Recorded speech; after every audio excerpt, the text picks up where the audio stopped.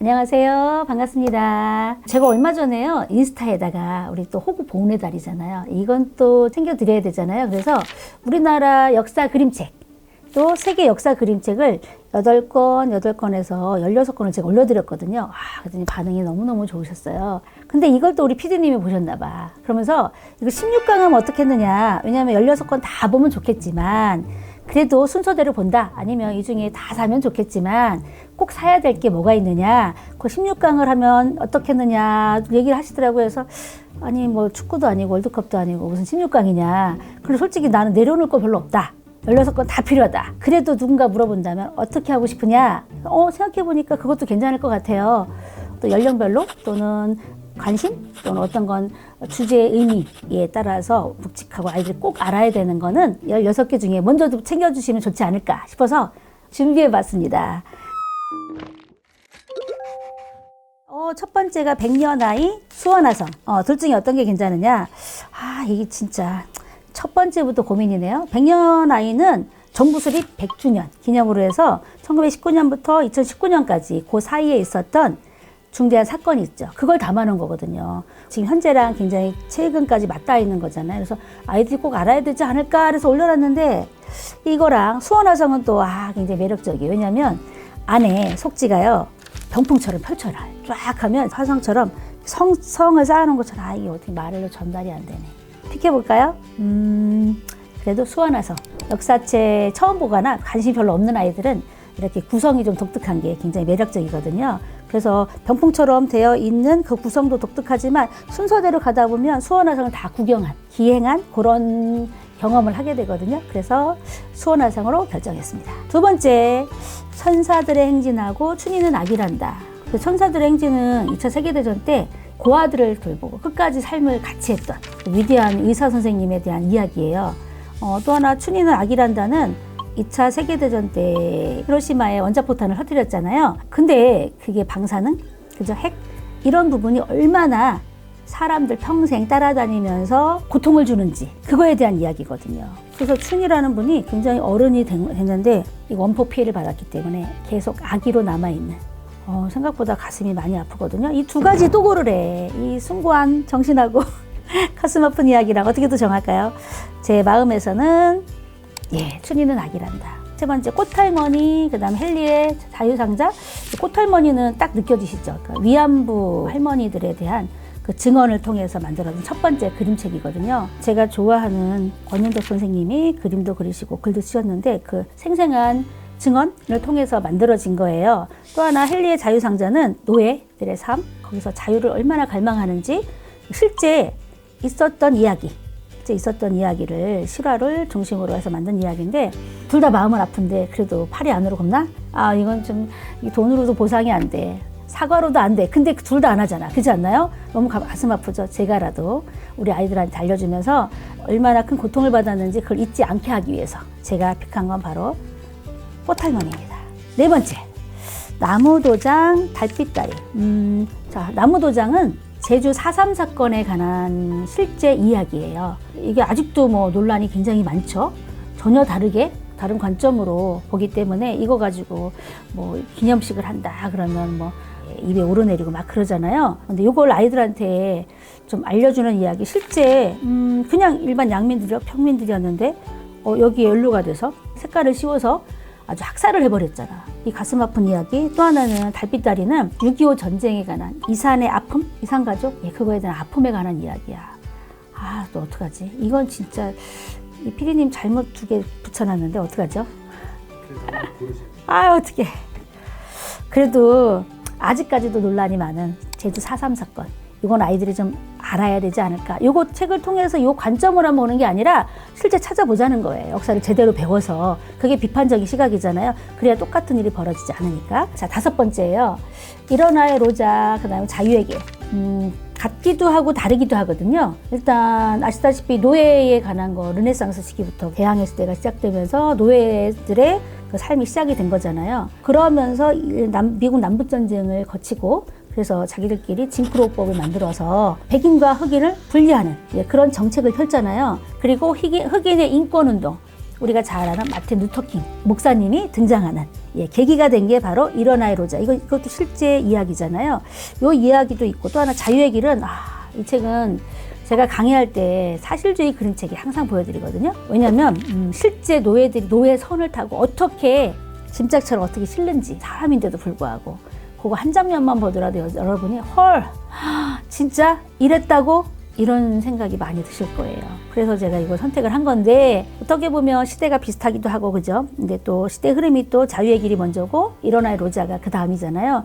굉장히 의미가 있는 책이긴 하지만 그래도 저는 자유의 길을 한번 선택을 해볼게요. 왜냐하면 이제 특히 역사를 아이들이 세계사를 좀 꼭 알아야 되거든요. 세상 살면서. 그리고 다른 뭐 공부를 할 때도 굉장히 필요한 게 세계사 공부인데 그 중에 가장 중심적인 그 시대가 르네상스 시기잖아요. 대항해 시대.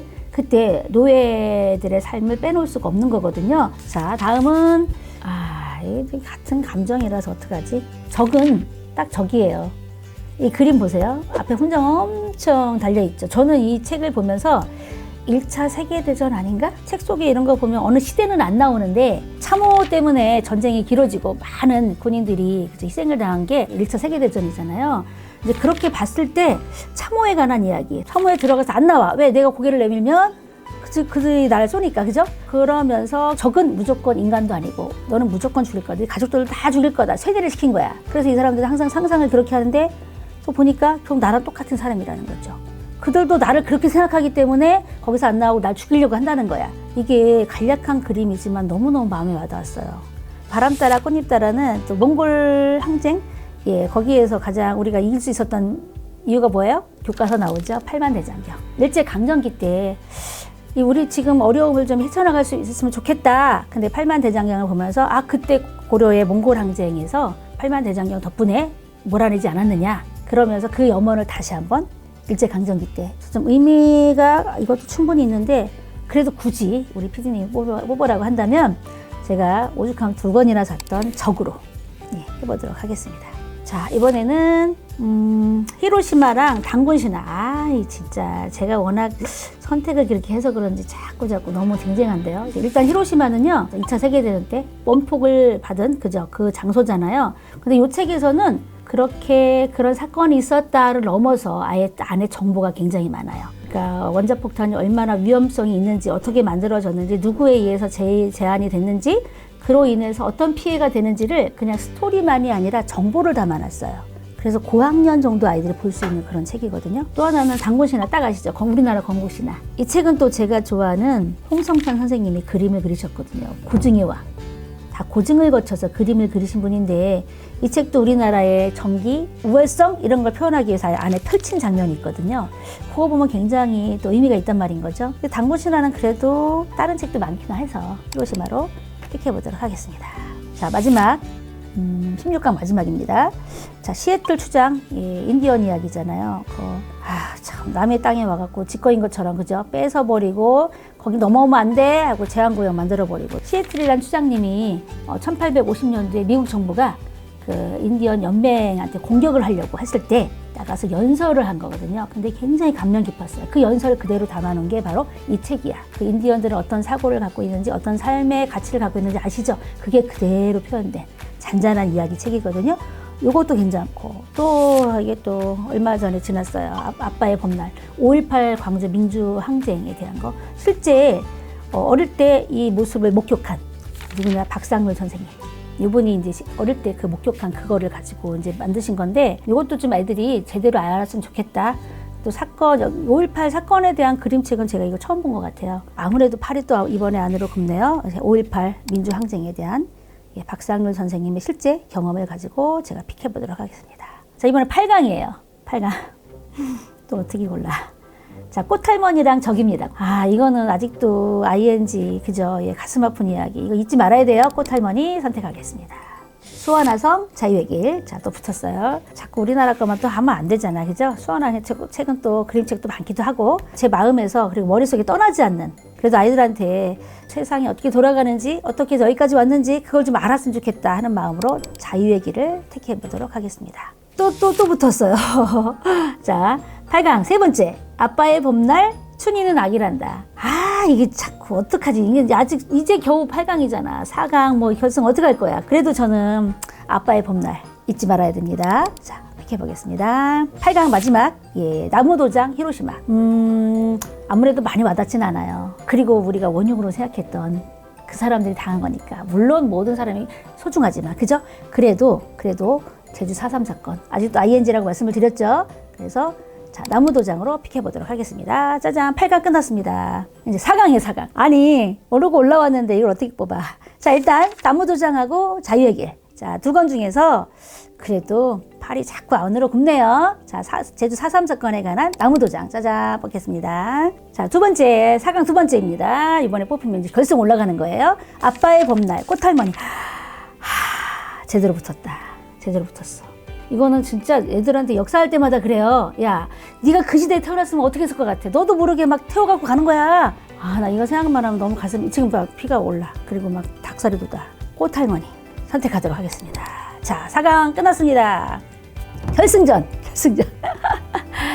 아니, 이거 그냥 두 권 사시면 어떨까요? 아니야. 공동 1등은 없어요.